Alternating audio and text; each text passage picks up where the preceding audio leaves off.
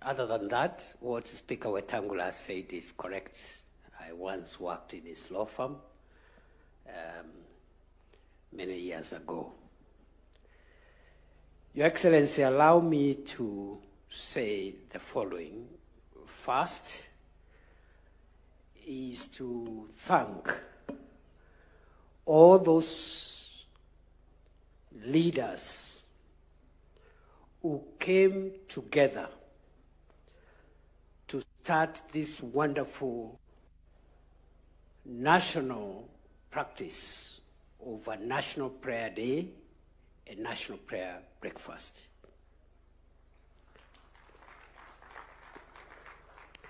I grew up in a family of a Methodist cleric, and there was some little message in our living room, which was in Swahili. And I've seen in many Christian homes a similar, especially while we were growing up. I don't know whether it's the same today. So there was a small thing in our living room hung up there to the effect that a family that prays together stays together. For a nation, I believe equally, just like a family, a nation that prays together will stay together. There is hope for Kenya. Number two, Your Excellency, I also want to say that this event helps us to reflect on our common destiny and take stock. And I believe it's the practice in many other countries that have a similar tradition. It's good to take stock of our journey as a nation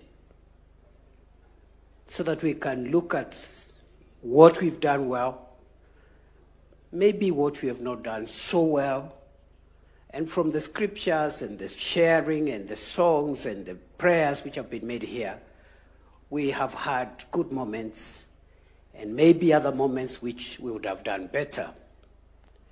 And that is a good thing also, Your Excellency, because Socrates, one of the greatest philosophers, did say that a life unexamined is not worth living. It is good to examine ourselves at every point, reflect, and take stock, so that we are not on one continuous journey making good speed, but without the reflection to help us understand whether we are doing things right. And many times when we reflect, we'll find areas to correct, improve, and make the journey ahead even better. I say so because, Your Excellency, a story is told of a pilot who announced to his passengers that, ladies and gentlemen, we are making very good time. We are cruising at very good speed. But the good news ends there. The bad news is that we've lost all our instrumentation and we are not sure where we are going. So if we do not have time like this to reflect on our country's journey, we may miss one or two things there, and just like this pilot, be making good progress, but we are not sure that we are making progress to our destination. Your Excellency, allow me also again to say that we have heard the sermon, and I totally agree with the preacher of the day about the need to build relationships with each other, those who are afar, those who are near, our men and women, this generation, the other generation. And I agree, it's not only godly, but that is the most cost-effective way to handle our affairs. Your Excellency, while we are at that relation-building process, I am very happy to see today here our brothers and sisters from our neighboring countries within the East African community, and even the prayers that were made here for the continent, for the East African region, for Kenya, and for the world. And looking at the choir here, of course, the choir is much improved from last year's performance. Osoro and company, pongezi. I think there is greater harmony and greater melody than last year. Last year was a bit chaotic.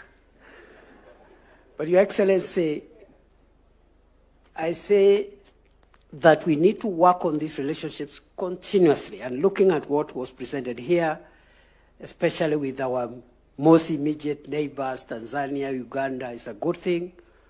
And I hope some of the exchanges we've seen from our political leaders between our countries, we must use a moment like this to arrest those situations, because it doesn't look tidy when brothers and neighbors are talking at each other. We must build good relationships and sustain them. Your Excellency, in the same manner, we need to build relationships across generations. The older people who are the age of our fathers, the parents of today, the younger adults who are starting their families, the young children, and even the unborn. That intergenerational friendship and solidarity is important. No one generation is superior or more important than the other. So I agree with the message of today's speaker, who's quite inspirational, that perhaps as older people, we need to treat our children who are now adults a little more respectfully, listen to them, and where we go wrong, there's no harm in acknowledging that we've not treated them maybe the way they expected us. However, equally, we respectfully request our children also to respect authority, and also agree to be mentored and supported, so that mutually, even as we respect them, hear them, apologize when we are wrong, they should equally respect older people, even if not for any other reason, simply because they are older, because there are things that you will not learn in any college. You will only learn them in the school of life. Your Excellency, therefore, as much as we agree with the need for us to reconcile and build relationship with our children, we respectively request our children also to realize that there is a role we can play, not necessarily in terms of science and all the beautiful things they know from the internet, but a few tips here and there that could make their otherwise powerful lives even more powerful going forward. Your Excellency, I want to stop there, and I want to say that the National Prayer Breakfast is a good tradition. It's a place to soberly look at the progress we've made as a country and acknowledge the strides we have made and also the challenges we are facing as a nation. And when we go back to prayer, we will find the solutions to our national problem, undoubtedly.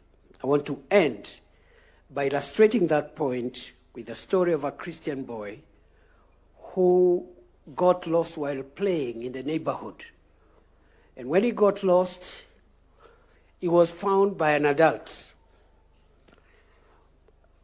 But he could not remember exactly where their house was. But his father was a cleric, was a pastor. And they lived next to a church. And there was a big cross on top of the church next to the home of this little boy who had gotten lost. And so when the adult asked this boy, "How do I help you, son? How do I get you back home?" The little boy could not remember the name of the street, could not remember the corner next to their home, but he remembered that their home is next to a church and there's a cross on the church. And so he said, "If you take me near the cross, I will find my way home."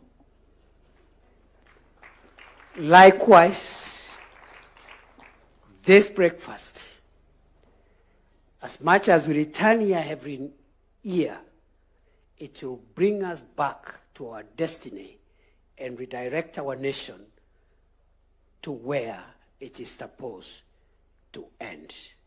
I want to thank all of us. I was warned not to make a speech. I have ended up making one, but it is too late now for the speaker to take any sanctions against me. Because at this moment, I want to ask us to be upstanding as we invite his